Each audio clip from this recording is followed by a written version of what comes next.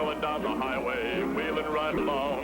Hear the tires humming out a song. The rumble of the diesel, the shifting of the gears, the rhythm when he's rolling is music to his ears. Cannonball, cannonball. Any kind of weather, any time of day, when the rig is ready, he'll be on his way. He'll carry any cargo, he'll go anywhere. Name the destination, and brother, he'll be there. Cannonball, cannonball.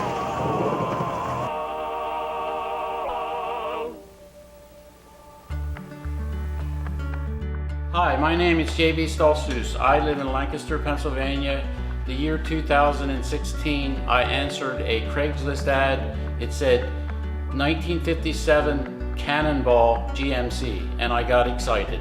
So I went to answer the ad, I went to see the truck, and here I found out it was serial number was 001, and it was stored for 43 years in a barn.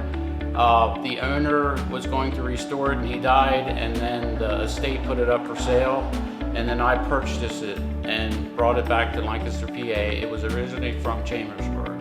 Upon finding the truck, I wasn't sure if I wanted to invest the money, so I confided in a friend, Jeff Stoner, which said the Cannonball is a very nice truck to have, and they are kind of rare in these parts. Upon looking at the truck, I found out that it had a 671 Detroit diesel, and it had factory air ride, rear and front axle, and factory power steering, which made it really desirable for me to purchase. A lot of the equipment was still in the cab, the toolboxes still had stuff in. We found the original logbook in the truck. The only downside was the mice and rats were living in it for years and years. They destroyed all the seats and all the wiring, so we kind of had an issue with that. So we brought it home, and then we started figuring out what we need to do with it. So upon doing more research after I had it home in my garage, I Googled the name on the door, and the company Ryder Supply is still in business to this day. So I gave them a call, and they said they ran the truck for many years on a designated run to Wisconsin and back every 10 days. And it so happened that the truck driver that drove this truck was still alive at this point, and I did have an interview with him. So after a few weeks, I decided that we are going to have a little get together here. We tried to start it after 40 some years in the garage. We put fresh fuel, fresh filters, and we changed some settings on it. We did get it started. It ran nice. The air pressure came up. It started charging. It was just amazing how everything in this truck is still intact. From the stuff in the toolbox, it was just amazing. The tires are dry rotted.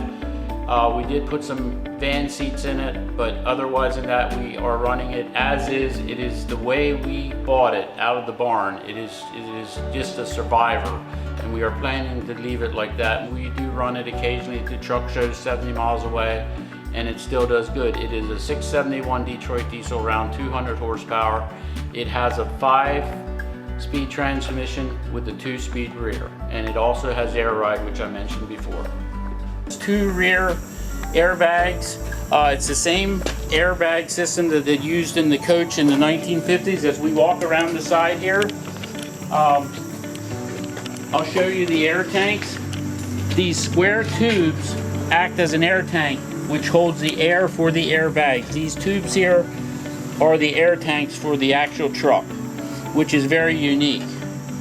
And the front also has, the front axle also is an air tube. Okay, as we walk to the front of the truck, the whole front axle of the truck is the air tank, which holds the air for the airbags. And up here, there is 4 airbags per side. So there is 8 airbags on the front axle, which you can see, 1 on each side with 1 leveler.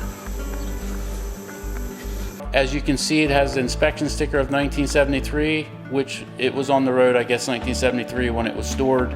Everything seems to be intact. You have the spotlights, and you have the mirror with a little bit of reflector on there, and it's just kind of cool to see all this old stuff. As you can see, the name on the door, Rider Supply, they were from Chambersburg, PA. The painting is still the way it was. We did not change a thing. And it has a factory sleeper which measures 22 inches on the inside, which is kind of amazing to me how somebody could sleep in something like that. And it had 2 aluminum fuel tanks which were 100 gallons each. And it was a single axle tractor from factory. And it has the flares. It has the flares underneath and a few things there you can see. A step going up to hook up your trailer. You can see the vintage mud flaps and the rear airbags, which was factory air. And you can see a shot of the sleeper and the windows in the back.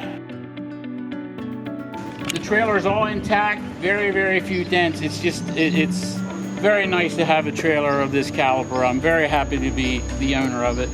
It is a tandem axle. A lot of aluminum components on it as we walk around it. I go to a lot of shows, so I decided to make a rolling museum out of this unit. I'll open the door and let you see what we did. So I have a few things I've been collecting over the years that we put inside the trailer. We also stuffed a 14-foot Lark trailer inside for sleeping quarters when we are at the shows, which is a really nice thing added when we go to shows when it's hot. It has AC and all that good stuff. This is the entrance for the camper trailer. We stuffed it inside and it is living quarters. Fits very tight, but it works very well. And we have a little standby generator mounted underneath for when it's really hot. So yeah, it works out really well.